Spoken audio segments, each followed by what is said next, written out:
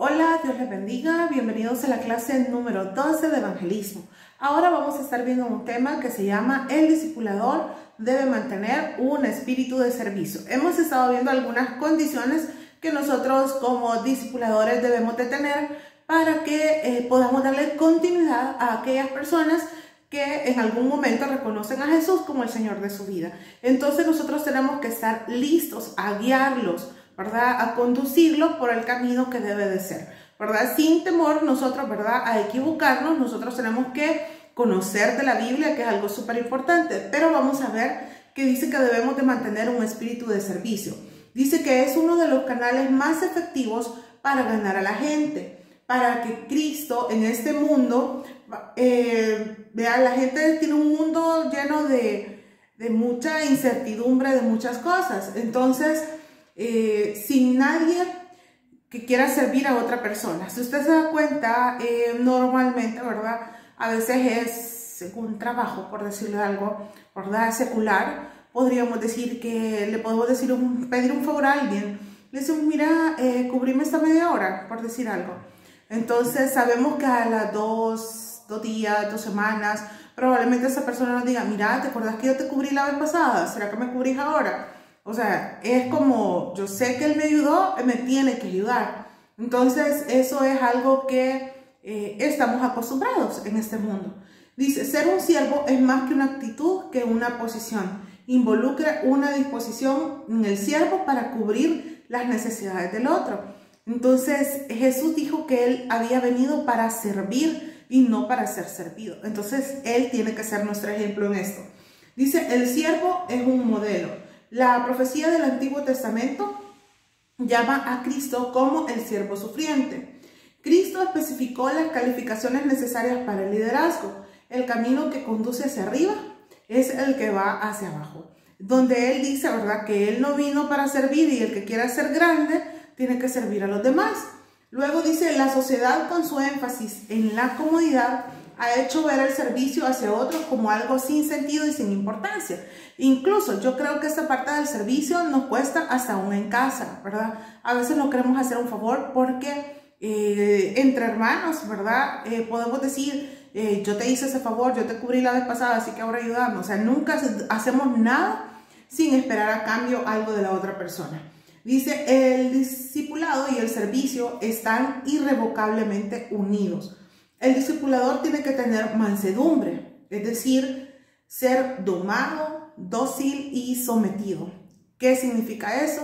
Que nosotros tenemos que tener como paciencia, ¿verdad? En medio de todo eso y poder venir y someternos, ¿verdad?, a lo que la palabra de Dios dice para que nosotros podamos ayudar a las otras personas.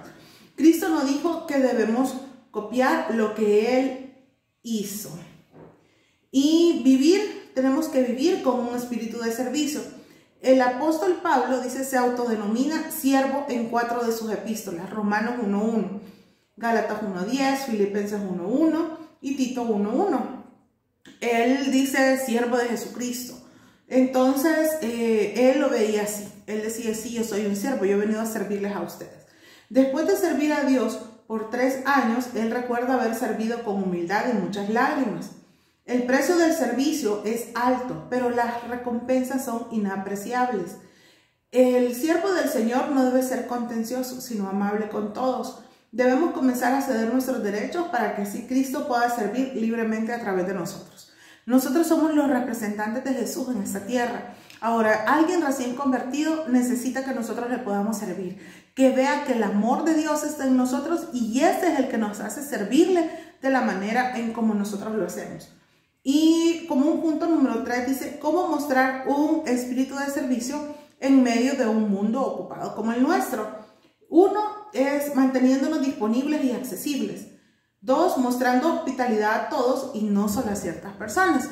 A veces quizás pensamos que hay otras personas que no merecen tanto nuestra hospitalidad y la Biblia dice, ¿verdad?, que Dios no hace excepción de personas, nosotros tampoco tenemos que hacerlo.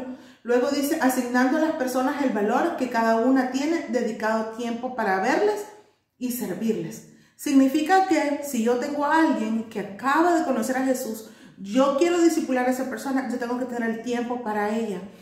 puedo apartarlo. O sea, no estamos hablando que se va a pasar 24 horas y 7 días a la semana con esa persona. No, significa que usted va a tener tiempo para enviarle un mensajito, hacerle una llamada por WhatsApp, videollamada en la noche, como sea. O sea, ajustar nuestro tiempo para tomar 5 minutos al día para poder hablar con esa persona. Luego tenemos otra parte acerca de esto, ¿verdad? Del último ítem que estábamos viendo, que era donde dice mostrar el espíritu de servicio en medio de un mundo ocupado. Dice, ejercitando la creatividad para encontrar maneras de ayudar a los demás, prestando un servicio en respuesta a las necesidades en lugar de servir para obtener el reconocimiento de los demás. Nosotros la modalidad de servicio tiene que ser así. No tengo que esperar que otras personas me digan, hey, qué bueno, yo lo vi sirviendo a otros. No, no es necesario. Hagámoslo porque quien nos interesa que nos vea es Dios, ¿verdad? Y lo hacemos por amor y agradecimiento a Él. Y dice que usando el don espiritual como un canal de servicio, ¿verdad? Todo lo que nosotros somos y hacemos, tenemos que honrar a Cristo. Y otro de los puntos es que debemos servir a los hermanos en Cristo. En las epístolas de Pablo encontramos a gente que se dedica a servir. Eso lo vemos en 1 Corintios 16:15. Dios nos dice en su palabra que debemos dedicarnos a ayudar a otros en una forma especial a los hermanos. Eso lo vemos en Gálatas 6:10. Es sumamente importante que nosotros podamos ocupar de verdad un tiempo para las personas que recién se acaban de convertir. Enseñémosles, ¿verdad? Que ese camino, aunque sea difícil, es bueno y sabemos que tenemos a Dios de nuestro lado y que nuestro servicio pueda dar testimonio a ellos de que nosotros somos diferentes, ¿verdad? Y que vamos a servir sin esperar nada a cambio. Podemos multiplicarnos a través de otros. Dice, podemos ver que hay muchos casos de efectividad de la multiplicación de discípulos. No es algo nuevo lo que vamos a realizar. Es algo que ya ha dado resultados. Solo para recordar un poco, dice, a los grandes hombres que hicieron algo grande por Dios en los últimos siglos. Tenemos acá a un Eduardo Kimball, donde dice, tenía el propósito de alcanzar a otros y lo hizo. Este hombre fue el doctor D.L. Moody. Este progreso hasta ser reconocido como uno de los pioneros de las técnicas de evangelización en masas. No sé si ustedes que han escuchado libros acerca de él, y él tiene como libros de discipulado. Dice, fue uno de los pioneros de las técnicas de la evangelización en masas. En efecto, durante las cruzadas de Moody en Inglaterra, un poco de tiempo después, él invitó a F.B. Meyer, acompañó a Moody por los Estados Unidos, y gracias a esto, durante las cruzadas evangelísticas, un joven predicador llamado Wilbur Chapman transformó su vida en un ministerio de evangelización. Dice, posteriormente, quien seguiría la cadena que Kimball fue Billy Sunday en Carolina del Norte. Y un predicador, Mardoqueo Ham, tenía esa misma idea de evangelizar. Y fue ahí alcanzado un hombre llamado Billy Graham. Varios de estos eventos ocurrieron alrededor de 1800. Probablemente no le suena ninguno de los nombres anteriores, pero Billy Graham sí, como uno de los grandes evangelistas. Y si se fija, eso fue como una cadenita. Vino alguien y dijo, lo voy a hacer, voy a evangelizar. Uno evangelizó al otro, el otro, y hasta que llegamos a Billy Graham. Este hombre ha sido un gran evangelista, de verdad. Probablemente algunos hayan escuchado sus predicaciones, ¿verdad? Y todas son evangelísticas. Cristo nos llamó a ser discípulos, que nos multipliquemos espiritualmente. La multiplicación dice que debe ser el resultado de la aplicación consciente de los principios bíblicos y no el producto de una mera coincidencia. ¿Qué significa esto? Que nosotros no es así como de la nada, ¿verdad? Que apareció que nosotros podamos hablar a otros, sino que ya Dios lo tenía establecido para que otros nos hablaran a nosotros acerca de Jesús. Probablemente algunos nacimos dentro del Evangelio, pero en medio de ese camino siempre nosotros hemos necesitado que alguien hable en nuestras vidas o que nos enseñe, ¿verdad? Más de la palabra de Dios. Luego tenemos acá un discípulo empezando su nueva vida. Recomendaciones en cuanto al nuevo discípulo. Dice, si Dios me ha dado el privilegio de ganar a esta persona, también quiere darme la responsabilidad posibilidad de que lo disipule, ¿verdad? Es algo que nosotros hacerlo como muy de cerca, ¿verdad? Por eso aquí hemos estado hablando de la evangelización en masas, pero esta es la evangelización personal, cuando nosotros venimos y nos dedicamos a una persona para hacerlo. Debemos recordar que el nuevo discípulo ha nacido a una nueva vida y por lo tanto necesita de toda ayuda espiritual. Créanme que sí, definitivamente que sí se necesita. Últimamente he conocido varias personas nuevas que han asistido acá a la iglesia y esas personas están pasando por situaciones difíciles, de verdad. O sea, al conocerlas, al poder hablar con ellas, y creo que necesitan a alguien que los esté animando a no desmayar, a que pueden salir adelante en medio de la situación que puedan estar viviendo. Dice, otra de las cosas dice que ya que el discípulo es como hijo, debo cuidarle en todo el sentido de la palabra. No obligarle, pero aconsejarle o reprenderle si está haciendo cosas equivocadas. Yo creo que ahí, a medida que nosotros vayamos a tener como una relación muy estrecha con esa persona, eso nos va a dar la pauta para nosotros poder hablarle, ¿verdad?, de manera directa cuando esté cometiendo algún error o necesite ayuda. Entonces, estar ahí en los momentos que más nos necesita esta persona, que solo pueda llamarnos, que pueda enviarnos un mensaje, nosotros sabremos la manera en cómo nosotros nos vamos a acercar a esta persona. Luego dice, metas que debo tener como discipulador. Uno, que mi discípulo esté enteramente preparado, que mi discípulo pueda ser de ayuda en la iglesia local, que mi discípulo pueda encontrar su don, que mi discípulo pueda dedicar su vida personal a Dios para alabarle y glorificarle. Como discipulador debo de ensanchar el lugar de mi tienda por medio del evangelismo, pero no debo olvidarme de reforzar mis estacas. Esto es como clave, ¿verdad? No solamente es que voy a evangelizar un montón de personas, pero no voy a tener un lugar seguro para esas personas. Es decir, puedo tener 20 personas discipulando, pero no le dedico tiempo a ninguna. Entonces, como que no funciona así, porque los cimientos se van dejando firmes en la vida de la persona. Cuando la otra persona muestra interés, cuando nosotros mostramos interés en alguien más, esa persona va a permitir que nosotros la lideremos. Luego dice acá, crear en mí un deseo hacia la oración y la lectura de la palabra de Dios.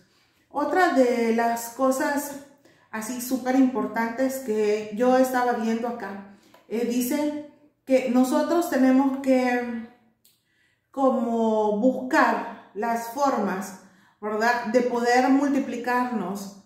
Y cuando yo creo esto que Dios ya lo tenía pensado para nosotros, cuando Él nos eligió a nosotros, habían otros que estaban antes, igual de la misma manera lo comprendieron. Quizás el evangelismo, esta es la parte como más, no difícil, porque no es difícil, porque Dios nos ha dado las capacidades, los dones y talentos, sino que es bastante, como decir, menos indicado, ¿verdad?, para una iglesia hacerlo, porque algunas iglesias lo hacen de una forma increíble. O sea, se basaron en el evangelismo desde un principio y probablemente lo hagan a su manera. Pero el evangelismo tiene que ser a la manera de la palabra de Dios. Entonces, ese es el cuidado por lo que muchas iglesias a veces no quieren involucrarse del todo con el evangelismo. Cada iglesia tiene sus estrategias de evangelismo, definitivamente que sí, ¿verdad? Pero acá le estamos dando algunos consejos de los momentos en los que ustedes pueden, ¿verdad?, ayudar a otros. Definitivamente que tener un discípulo, más que decir, yo soy el maestro y él es mi discípulo, no, sino que tiene que ser, qué bueno que estemos aprendiendo juntos, qué bueno que yo le puedo ayudar a alguien más a estar cerca de Dios. Y estas metas, ¿verdad?, donde dice que tenemos que hacer crear en nosotros un discípulo con deseo de oración y la lectura de la palabra de Dios, nos va a ayudar muchísimo para ayudar a otros. Y los métodos de seguimiento sobre Tesalonicenses. Dice que había una correspondencia personal, es decir, como se le escribía una carta, ¿verdad? Era una manera de animar al nuevo creyente. Había una intercesión personal, según los tesalonicenses, ¿verdad? Se hacía así, dice, la intercesión suministra refuerzos. Cuando no oramos por los creyentes nuevos, ellos caen, desmayan y se alejan del camino de Dios. Y el contacto personal. Dios usará carne y sangre lleno del Espíritu Santo para edificar vidas. Es decir, que puede usarnos a nosotros. Y esta quizás es la parte esencial de toda la clase. Ese método de seguimiento. Venir, tomarnos el tiempo para poder hablar con alguien que es nuevo y darle ese seguimiento y ayudarle a que crezca. Y probablemente nosotros nos sintamos a veces como decir, bueno, a mí me falta todavía, pero ¿quién dice que no podemos crecer juntos? Entonces los animo, de verdad, que si tienen una persona nueva que no conoce de Jesús cerca de ustedes, podamos apoyarle, animarle y ayudarle a que pueda ser un mejor hijo de Dios, al igual que nosotros, ¿verdad? Que cada día estamos queriendo ser mejores hijos de Dios. Gracias por llegar acá. Esta es la última clase que cubre el parcial número 3 de evangelismo. El parcial número 3 estaré dando las indicaciones el fin de semana, que incluye los laboratorios 9, 10, 11 y 12. Así que estén atentos porque la próxima semana es semana de parciales. Dios les bendiga. Gracias por llegar acá.